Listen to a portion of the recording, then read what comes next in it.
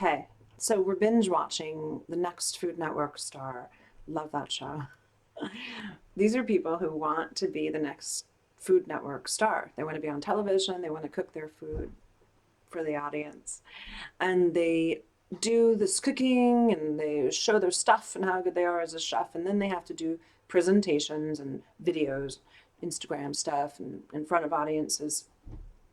And some of them are really good, but every one of them does worse when they're giving their presentation, when they're doing their videos, than they do when they're just talking normally to each other.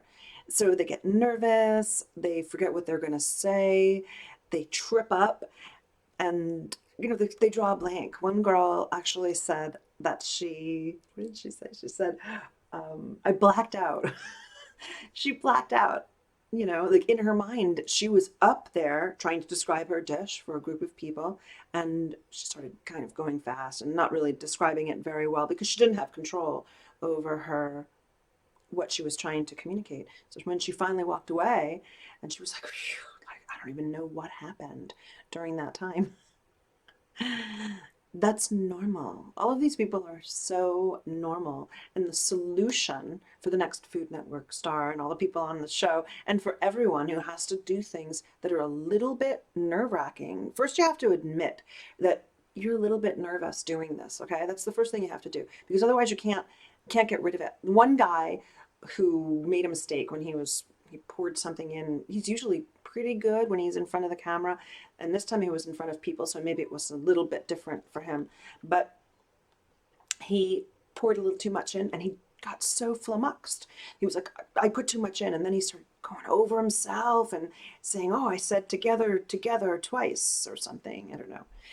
So, but then he said, "Oh, I was getting annoyed." When he described it later, he was saying, "I got annoyed about it." But he didn't want to admit that he felt nervous. First, it came from a little bit of embarrassment, like, "Oh, I made a mistake. I put in too much of these breadcrumbs or whatever they were. Made a mistake." And so then he just kept snowballing and snowballing. And that first embarrassment became nervousness. It became that fight or flight thing that happens when we get nervous. And that actually stops us breathing. It actually stops our brains functioning the way they're supposed to. And it makes you black out, as Ko said, which I thought was a great line. So what you have to do is find your relaxed place. You have to be totally relaxed. And the way I teach that to people is I teach them to be relaxed in a hierarchical fashion. So you have to start with some easier speaking situations. You can't start with the Food Network star.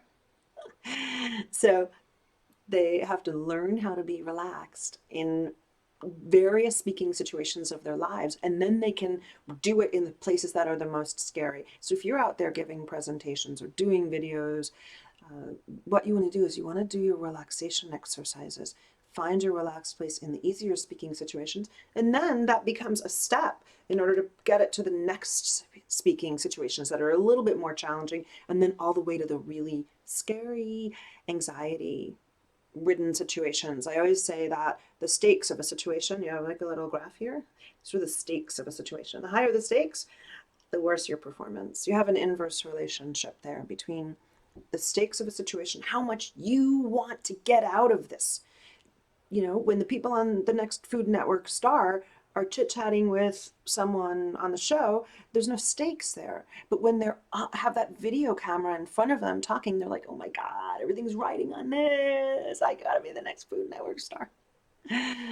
So you have to make sure that you can get rid of physical tension in your body, because when you get anxious, it manifests itself right into your musculature.